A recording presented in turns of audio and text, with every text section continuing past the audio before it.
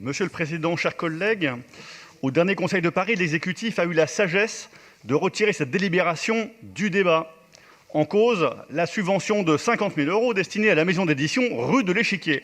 Vous aviez alors saisi la commission de déontologie à l'initiative de M. Le Tissier, adjoint au maire en charge de l'économie sociale et solidaire, de l'économie circulaire et de la contribution à la stratégie zéro déchet. Votre intuition était bonne. Cette subvention soulevait de graves questions éthiques qui ne se sont pas envolées depuis lors. Mais vous n'avez peur de rien, surtout pas de la honte, en choisissant de la remettre sur la table. En première commission, notre groupe Changer Paris vous a demandé d'apporter tous les éléments permettant de compléter l'information très lacunaire offerte aux conseillers de Paris. Et pour toute réponse, vous avez adressé l'avis consultatif de la commission de déontologie de la ville. Non seulement c'est insuffisant pour appréhender la logique économique et notamment financière, mais cet avis comporte des sujets d'étonnement.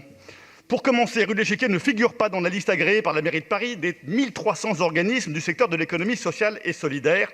Dès lors, il est loisible de s'interroger sur son rôle effectif dans ce champ. D'ailleurs, l'objet de la convention entre la mairie et rue de l'Échiquier, article 1er, présente un caractère général qui excède très largement le cadre de l'économie sociale et solidaire, soutien à l'édition de livres sur des thématiques comme l'écologie, les économies alternatives, mais aussi les enjeux de société. Visiblement, le militantisme idéologique pointe sous ce cache-nez de l'économie sociale et solidaire.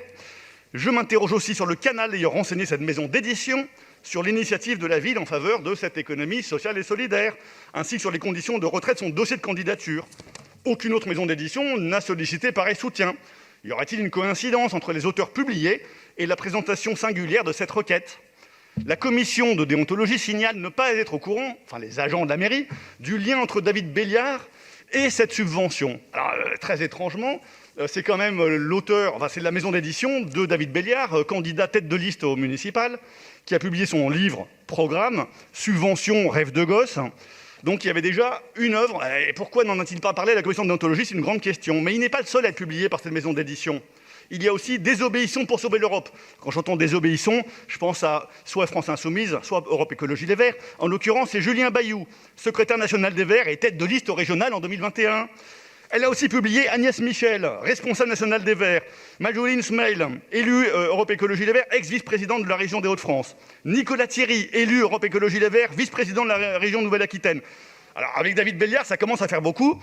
Moi, je pense que Rue de l'Échiquier, ce n'est pas seulement un éditeur, c'est une agence de com au service d'Europe Écologie Les Verts. Bref, qui est expert, donc David Béliard, je rappelle, est adjoint au maire de Paris en charge de la transformation de l'espace public, des transports, de la mobilité, du code de la route, de la voirie et sans doute des subventions également. La commission de déontologie a tout de même recommandé à Rue de l'Échiquier une déclaration établissant l'absence d'intérêt avec les partis et leurs membres représentés au Conseil de Paris. Est-ce que vous pouvez produire un tel document ou est-ce que Rue de l'Échiquier a trop honte pour la signer? Bref, cette délibération vient au secours d'une entreprise privée, proche et je dirais même intime de l'exécutif parisien, par son soutien actif non seulement idéologique mais aussi électoral.